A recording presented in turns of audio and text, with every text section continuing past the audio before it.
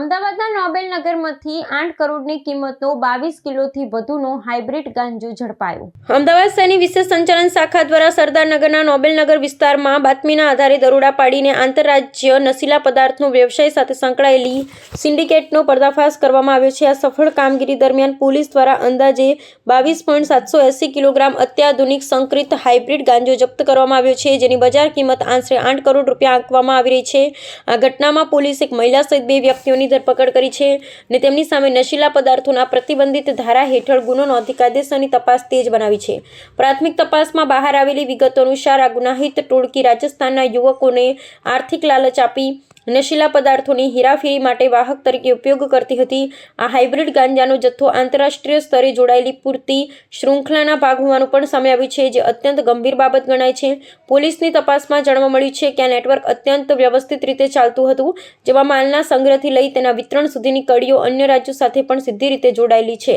હાલમાં કેસના સંદર્ભમાં અન્ય 6 આરોપીઓ હજુ પણ ફરાર છે, જેમને પકડવા માટે વિવિધ ટીમો કાર્યરત કરવામાં આવી છે. પોલીસ અધિકારીઓના જણાવ્યા અનુસાર આ ધરપકડ માત્ર એક નાનો હિસ્સો હોઈ શકે છે અને તેની પાછળ કોઈ મોટા આંતરરાષ્ટ્રીય નેટવર્કની સડવણી હોવાની પ્રબળ શંકા સેવાઈ રહી છે.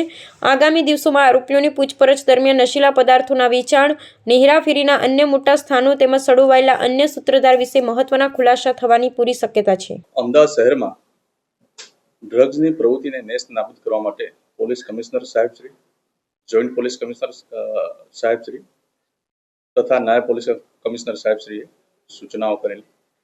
આ સૂચના અન્વયે અમારા માર્ગદર્શન હેઠળ એસઓજીની ટીમ પેટ્રોલિંગમાં હતી. દરમિયાન એસઓજીના પોલીસ સબ ઇન્સ્પેક્ટર જેબી દેસાઈના બાતમી હકીકત મળેલી કે ચેતન પ્રજાપતિ અને જેસિકા પ્રજાપતિ બંને એક વેગનર ગાડીમાં ડ્રગ્સ લઈને નીકળનાર છે એવી હકીકત મળતા તેઓએ તુરંત જ પંચો સાથે બાતમીવાળી જગ્યાએ રેડ કરતા રંગે હાથે આરોપીઓ જથ્થા સાથે મળી આવેલ. સદર ગાડીમાં જથ્થો ચેક કરતા 22 કિલો 780 ગ્રામ, જેની કુલ કિંમત રૂપિયા 7,97,30,000 જેટલી ગણી શકાય, તથા ગાડી અને મોબાઈલ મળી કુલ 8,40,40,000નો મુદ્દામાલ બંને આરોપીઓ પાસેથી કબજે કરેલ છે. આ બાબતે ડીસીબી પોલીસ સ્ટેશનમાં ગુનો રજીસ્ટર કરેલ છે અને હાલ આ ગુનાની તપાસ ચાલુ છે. આ ગુનાની મોડસ ઓપરેન્ડી જોઈએ તો જેસિકા અગાઉ નવેમ્બર 2025માં થાઈલેન્ડ ખાતે ફરવા ગયેલા. ત્યાં મિલન વગાસિયા જે સુરતના રહેવાસી છે એમની સાથે પરિચયમાં આવેલા અને તેઓએ બેંગકોકથી આ ગાંજો તથા ગોલ્ડ લઈ આવવા માટે વાત કરેલી. એ દરમિયાન જે તે વખતે તેઓએ જેસિકાબેને ના પાડેલી અને ફરીવાર તેઓને પૈસાની જરૂરિયાત ઊભી થતા આ મિલન વગાસિયા તથા અરમાન જોશી જે અમદાવાદના રહેવાસી છે એમના સંપર્કમાં આવેલા અને તેઓએ પોતે નહીં લઈ આવે પણ બીજા માણસોની વ્યવસ્થા કરી આપશે તેવું જણાવેલું. તો આ જેસિકાબેન અને હાલ જે ચેતન પ્રજાપતિ જે પકડાયેલા બંને આરોપીઓ છે તેઓએ કેરિયરની વ્યવસ્થા કરી આપેલી, જેમાં 4 કેરિયરો કરી આપેલા અને એમાંથી એમને હાલના જે પકડાયેલા આરોપી છે એમને 1.5 લાખ રૂપિયા કમિશન મળતું, જેમાંથી 75,000 રૂપિયા જે કેરિયર હતા એમને આપવામાં આવતા હતા. આ જથ્થો આવતો હતો તે દરમિયાન બોમ્બે એરપોર્ટ પર એક આરોપી ભુવનેશ કરીને છે તે પકડાઈ ગયેલો. તેના વિરુદ્ધ ગુનો રજીસ્ટર થયેલો છે.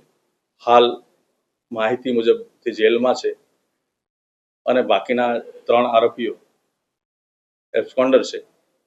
ટોટલ 8 આરોપીઓ વિરુદ્ધ આ ગુનો રજીસ્ટર કરવામાં આવેલ છે, જેમાં 2 આરોપી પકડાયેલ છે અને 6 આરોપી પકડવાના બાકી છે.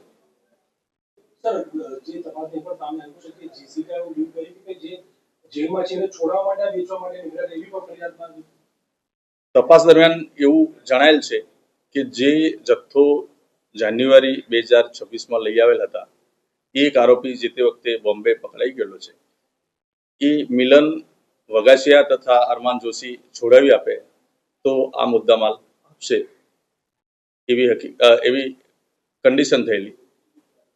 એ કન્ડિશન પરિપૂર્ણ થતા હજી છોડાયો નથી, પણ એમને મિલન વગાસિયા તથા અરમાન જોશીએ હા પાડતા આ જથ્થો ગઈકાલે વેચવા માટે નીકળેલા એ દરમિયાન પકડાઈ ગયેલ છે.